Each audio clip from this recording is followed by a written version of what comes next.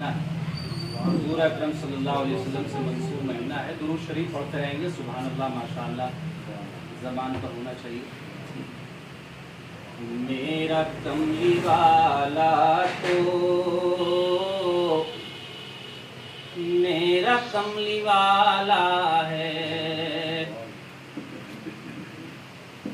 मेरा कमली वाला तो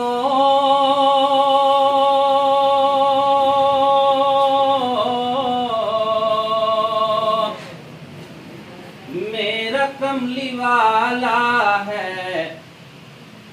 जिसकी जांफिशानी से हर तरफ उजाला है,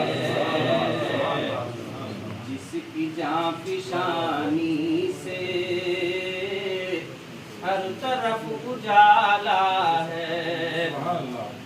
और ये हलीमा का किरदार, यूं तो भी हलीमा ने उनकी परवरिश की है,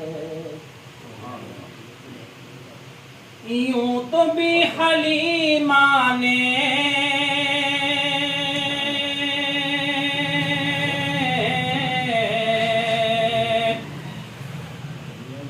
उनकी परवरिश की है। सच तो है हलीमा को मुस्तफा ने पाला है, सच तो है हलीमा को मुस्तफा ने पाला है। मेरा कमली वाला तो